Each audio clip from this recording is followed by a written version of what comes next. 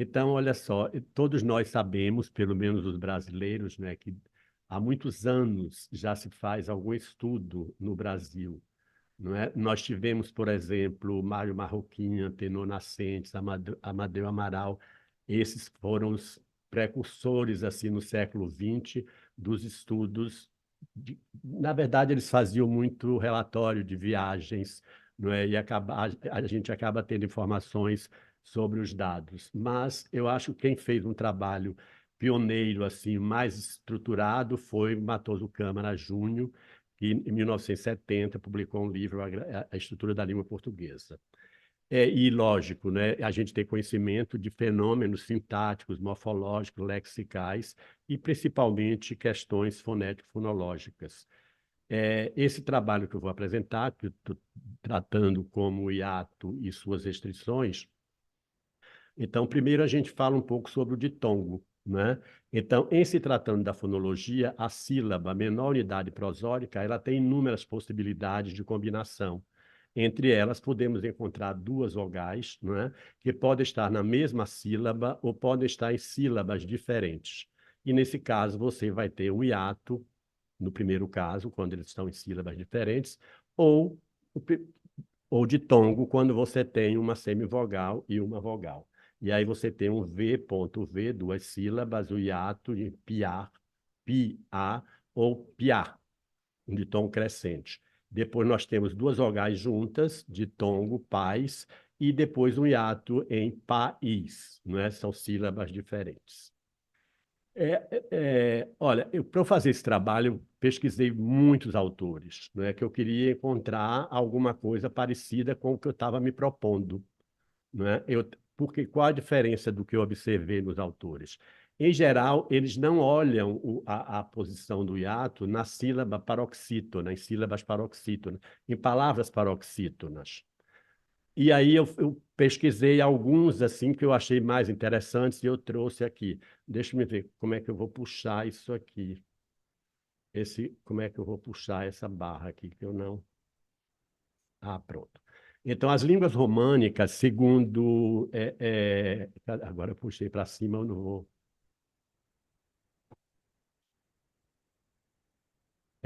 Chitorrano e Rual, de 2007. Segundo esses autores, as línguas românicas apresentam realizações de hiato e de tongos, de sequências e V, de sonoridade crescente, herdadas, por exemplo, IA. Os autores estudaram 5 variedades românicas com diferentes graus de contraste entre os dois tipos de realização. E aí eles concluem isso aqui, ó, que no romeno, por exemplo, você vai ter um contraste, vai ser entre ditongo e hiato. No espanhol, a gente vai ter tem esse contraste, mas ele considera que é mais fraco. No francês, ele considera que não tem hiato, é só ditongos. E no português europeu e português brasileiro, ele também considera sem contraste e todos são hiatos no português brasileiro. Eles mostram que os diferentes graus de contraste sincrônico estão relacionados a 3 fatores independentes. Uma tendência articulatória geral para que os hiatos e V se transformem em ditongos, devido à relativa estabilidade das articulações ditongadas, um efeito atrator estrutural de ditongos, aí você tem um glide e seguido de uma vogal, pré-existentes em um idioma de diferentes fontes históricas. E o terceiro são efeitos de alongamento prosódico que inibem a mudança de hiato para ditongo, apoiados por estudos fonéticos de padrões de duração nesses 5 idiomas. Agora pronto, não vai, não quer passar, olha.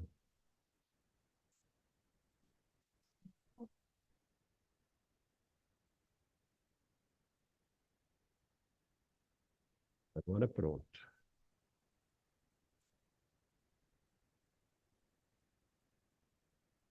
Pronto. Então, ao analisar o português, por exemplo, ele trabalha com esses dados aqui. Aliana, aliada, diamante. Que enviável, diabetes. Eu não vou ler todos, porque senão vai me atrasar no final. Mediana, diatribe, amealha, diafragma, canadiana, dioptria, campeão, miopia, copioso, pianista, italiana, piedoso e aliança, piedade. Então, aqui tem não inicial e a posição próxima ao acento. A gente observa que não tem nenhum dado de palavra paroxítona, que é o que eu estou... Diferente de nosso estudo, que considerou palavras paroxítonas.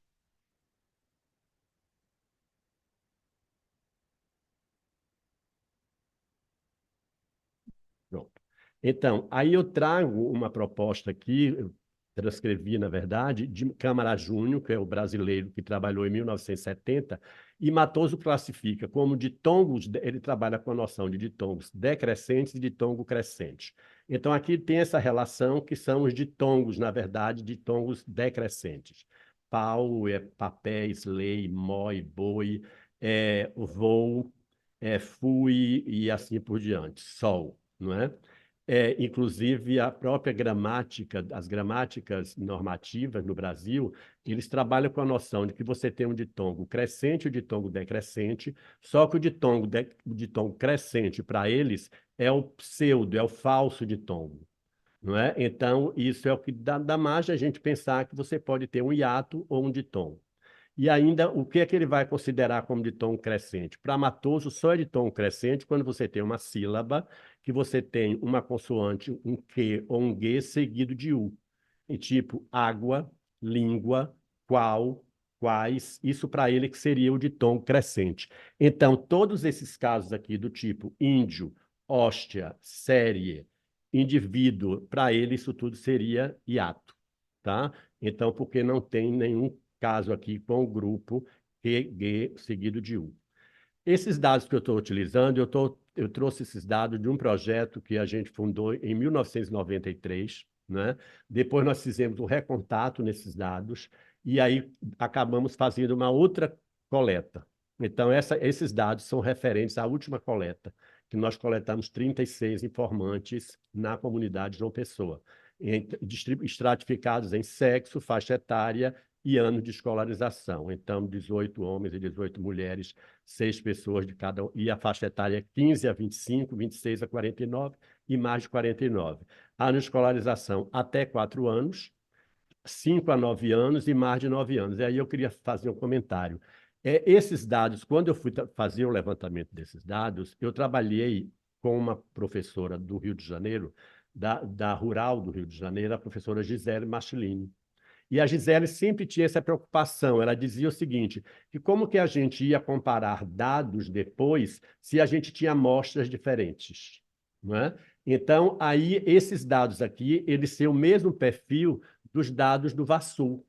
E também tem perfil dos dados do Rio de Janeiro. Então, a faixa etária é a mesma, só os anos de escolarização é que é um pouco diferente, que eu trabalhei com analfabeto e no Rio de Janeiro não tem analfabeto. Não é? Então, esses dados, a gente seguiu essa metodologia que eu conversei na época com a Gisele Machilini. Então, aí, o que é que a gente olhou nesses dados aqui? Nós selecionamos como restrições sociais o sexo, a faixa etária e os anos de escolarização, e como restrições estruturais o contexto fonológico precedente, o contexto fonológico seguinte, a primeira vogal do hiato, a extensão da palavra e a categoria gramatical. Tá? Após a inserção dos dados em uma planilha Excel, com sua tabulação obedecendo a códigos pré-determinados, eles foram submetidos ao RBRU. Né? Então, quem trabalhou, na verdade, os meus dados são trabalhados pelo RBRU. O resultado, serão apresentados a seguir os resultados, das restrições controladas, então, não foram selecionados o sexo, a categoria gramatical e o contexto fonológico seguinte. Tá? Então, o principal fator, né, para a seleção do hiato, por exemplo, do apagamento, são os anos de escolarização. Isso eu acho uma coisa muito interessante. E o mais interessante é que, mesmo sem rodar os dados, só pelo fato de estar lidando com os dados, eu já sabia que era anos de escolarização e o contexto fonológico precedente. Depois, rodar os dados só foi mesmo para confirmar. Então, aqui nós temos, por exemplo, 272, o peso relativo, mais de 11 anos. Então, são os universitários os que menos apagam, não é? Os que fazem menos hiato. E os mais analfabetos, assim, com menos escolaridades, que têm até 4 anos, são os que mais apagam, não é? Então, aí tem o peso-valor que dá menos 18, e aí depois a gente pode ver isso. Então, como era de se esperar, é o grupo com menos anos de escolarização que mais apaga a primeira vogal do hiato, de forma proporcional, à medida que a escola está mais presente na vida do falante, mais a primeira vogal se mantém. Os resultados indicam que, em algumas palavras, mesmo entre falantes com menos anos de escolarização, o apagamento da primeira vogal do hiato não ocorre, que é o caso de palavras como próprio, que mantém o hiato, e palavras como água, que mantém o ditongo. Água e língua, que eu encontrei. Como o contexto fonológico seguinte, que eu acho que é o segundo grupo mais significativo, então, a gente controlou o contexto fonológico precedente, olhando todas essas consoantes aí, e aí nós temos isso aqui. Ó. O grupo, eu acho bastante interessante. Então, a variável a ser analisada, né, que eu estou analisando, é o apagamento da primeira vogal. O que a gente olha aqui, por exemplo, é que grupo consonantal, quando eu tenho vibrante, quando eu tenho, por exemplo, fricativa coronal e grupo consonantal, esses dois primeiros aqui, fricativa coronal e vibrante, são os que mais apagam. Tá? Com a coronal, eles não apagam propriamente, porque há um espraiamento dessa vogal para a consoante que antecede. E aí eu vou colocar alguns exemplos aqui. Então, por exemplo, o grupo consonantal Bíblia, por exemplo, ele faz hiato. Mas a fricativa coronal infância, por exemplo, é possível a gente encontrar infância, negócio, início, ginásio e Dioniso. Isso é possível encontrar. Ao lado de negócio e infância. Só que isso você vai encontrar em pessoas que têm menos anos de escolarização. Então, há uma relação do contexto fonológico precedente com os anos de escolarização. Quando é a vibrante, por exemplo, você pode encontrar necessário, série e gira. Você pode encontrar na Paraíba. Agora, o que eu acho muito interessante desses dados aqui é quando vem a coronal. Se a consoante que vem antes do hiato é uma consoante que permite ser palatalizada, então há o espraiamento desse traço da vogal, do traço coronal, para a consoante que vem antes, e aí ela se palataliza, e aí você tem a redução. Quer dizer, não há o apagamento.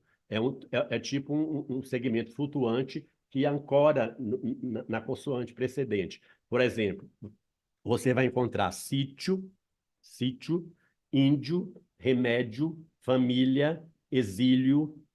Agora, aqui a gente tem um problema, que é com a nasal, não é? Então, por exemplo, eu tenho Amazônia, gênio, colégio, estratégia, mas eu tenho hérnia. Com hérnia, eu acredito que não acontece, mesmo a nasal estando antecedendo, porque a coda da sílaba anterior já está preenchida.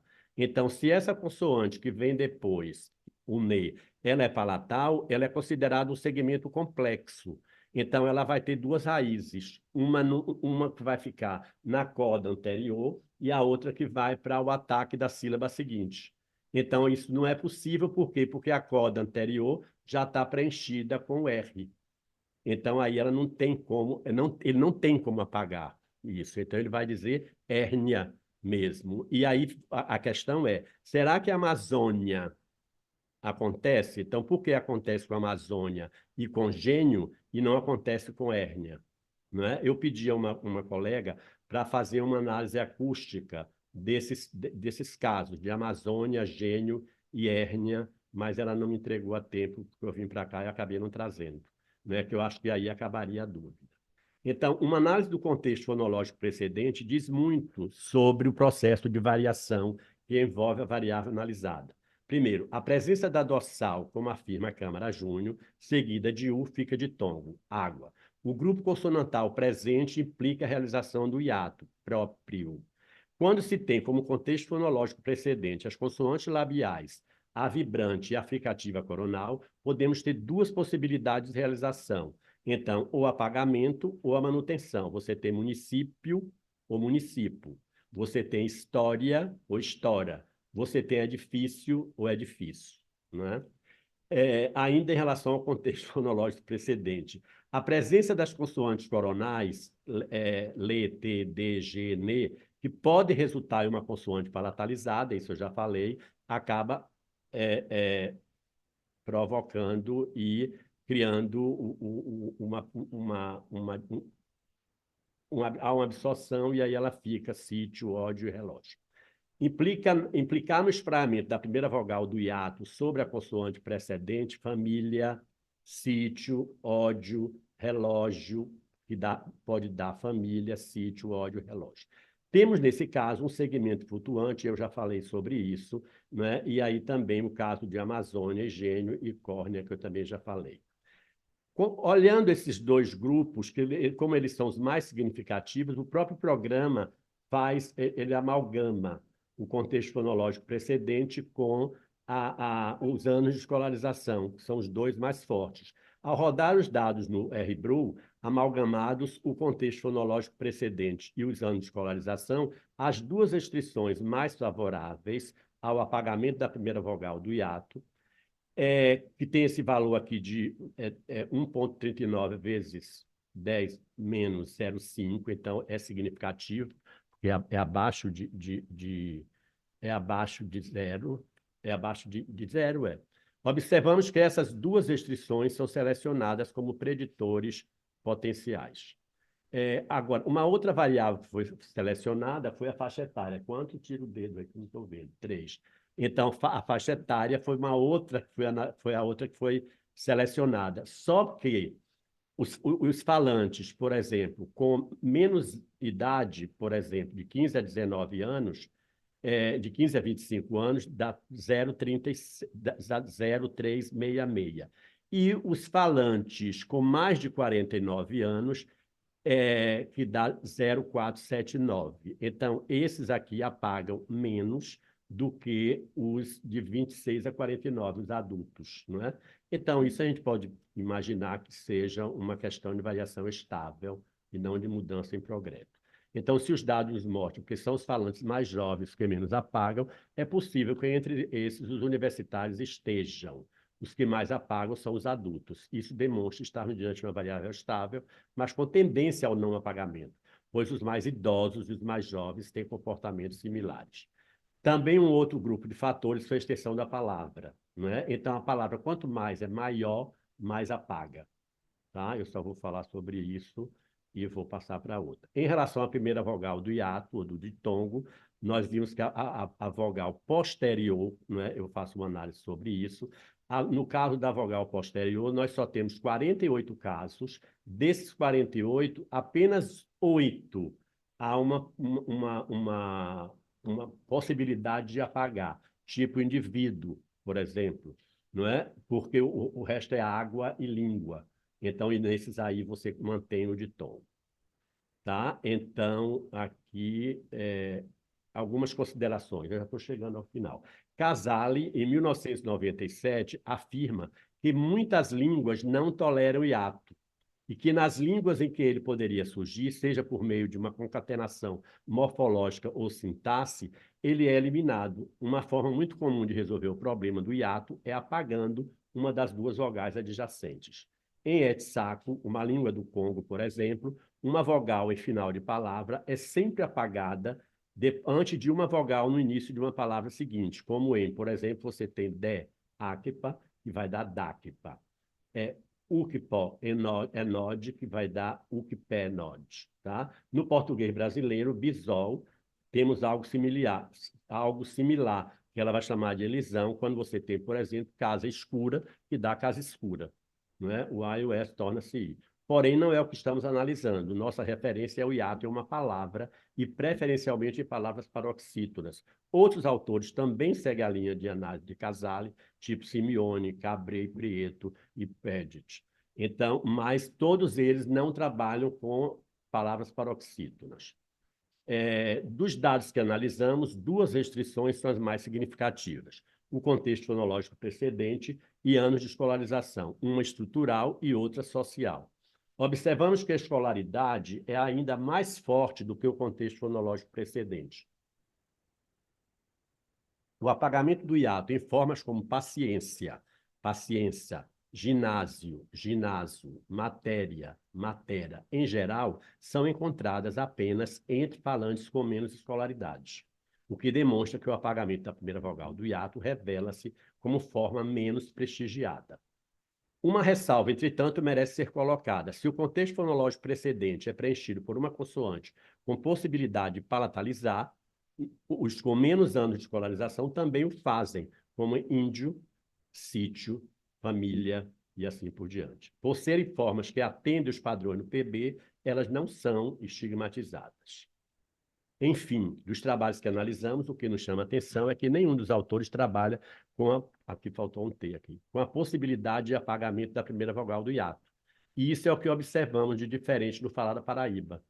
De forma empírica, reconheço que em outras partes do Nordeste podemos encontrar esse apagamento, que é menos comum em outras regiões do Brasil. Eu não encontrei, por exemplo, conversando com o pessoal do Rio Grande do Sul, eles dizem que lá no Rio Grande do Sul não apaga nunca, nunca tem infância, paciência. Não sei no Rio de Janeiro, não sei no Piauí se aparece. Então, e vale a pena dizer que essa forma de apagamento em palavras como violência, município, etc., é mais encontrada entre falantes com menos anos de escolarização. Casos como sítio, ódio e família ocorrem independentemente dos anos de escolarização, e, nesse caso, o contexto fonológico precedente é uma restrição muito significativa. Aí está uma referência e muito obrigado.